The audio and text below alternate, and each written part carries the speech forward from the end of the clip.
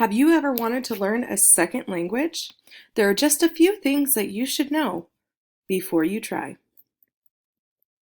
First, let's talk about the differences between learning your first language and your second language. The stages of learning with a first language come naturally. First, you start babbling. Next, the sounds become language specific. So if you're speaking English, you'll start saying those sounds that come with the English language. You go from just these sounds to learning one word. You say milk, you say sleep, you say car. Then you go to two-word stages. Want milk, ride car. Okay? Then we go to the telegraphic stage where we're using verbs and nouns. Okay? Maybe not complete sentences, but we're using verbs and nouns. Then, as you realize what the rules are, you grow to develop a further language. Let's talk about the learning stages of a second language. Okay, so this is where you want to listen closely. First, you have the listening stage, the processing stage. You sit in that college course and you're learning Spanish if you knew English first, and you're trying to understand it all. Then maybe you might speak one word here, one word there, and then you go through something called speech emergence, where you're developing your speech as you go. You're learning, you're building upon the building blocks as you go. Now, what are the differences in the learning one and the learning two, learning your first language and your second language acquisitions?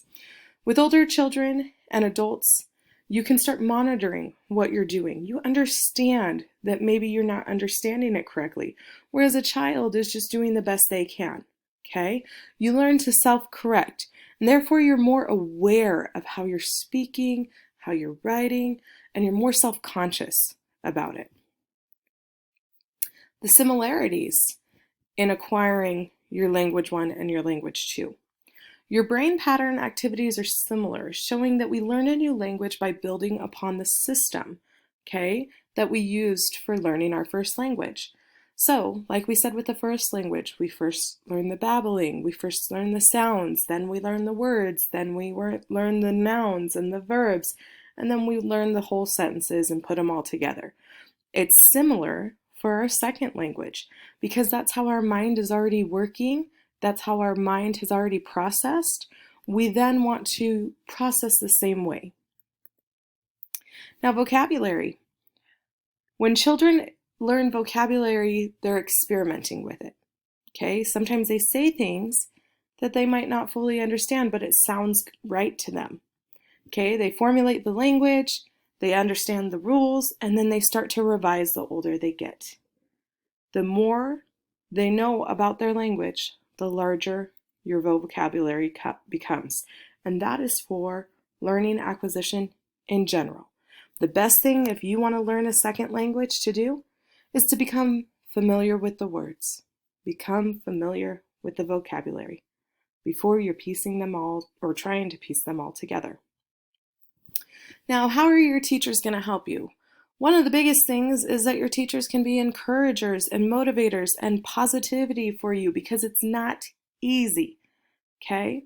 Quoted by McGrath, one should always be positive and upbeat, continuing to encourage learners to communicate in English even if they make mistakes.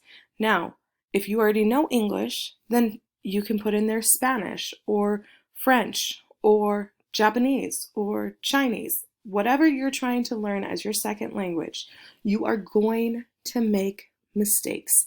And you have people all around you who should, as their teachers in these roles, be positive and motivating to you. If you have a question, don't feel dumb. Go ask them, okay? The teachers need to support the vocabulary and help students with better understanding of the basic knowledge of words. So if you don't understand something correctly, you would ask your teacher, okay? What are the roles of parents or maybe spouses or somebody else that's in your life when you're learning in your first learning and in your second learning? With your first learning language, obviously you were young. you're a child, or you have children, and you're helping them to develop their first language. Children learn through interaction. As we can see this parent playing with a doll with a baby who clearly cannot talk yet. Okay? They learn from your example. They learn from their surroundings. Parents need to surround their children with the language.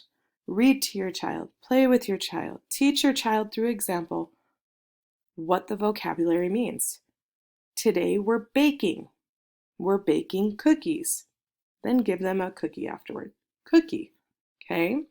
With the language too, we kind of treat it the same way. So if you're wanting to learn the second language, you need to go places and do things where you're interacting with that second language.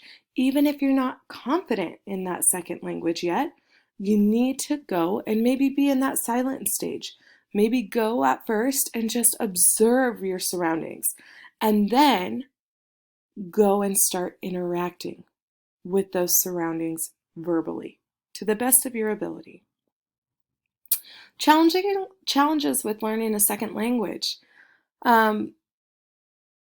We often try to learn the language instead of just acquiring it through exposure.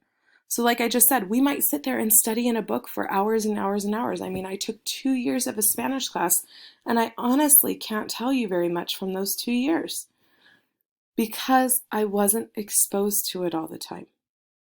Okay? My husband, for example, lived in Chile for 2 years. So he is fluent in Spanish because he was completely exposed to the second language. We also have a hard time adjusting to the different rules. For example, using plurals. If it's not something that's common to use a plural in your first language, then it's going to be hard to understand that rule of plurals when acquiring your second language. And one of the other challenges that I wanted to speak of is the confidence in your speech. Okay? That is a huge challenge. If you don't feel confident, you're not going to want to get up in front of a class and speak and give a presentation in your second language.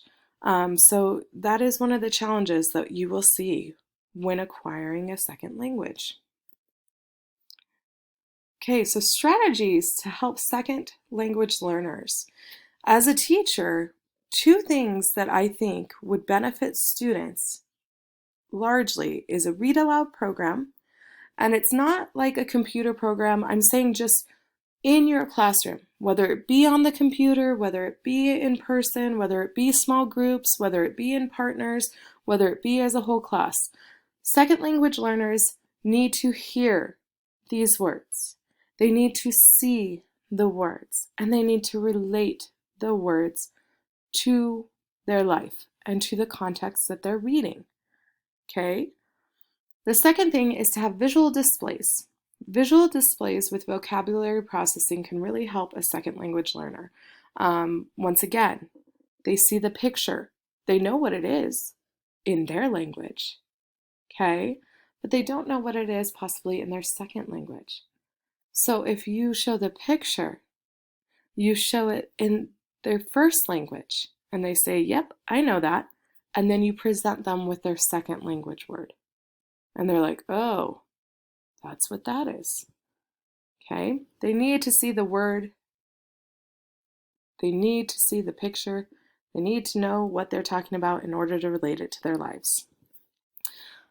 These were the 2 references that I used for this public announcement of what you need to acquire your second language if interested.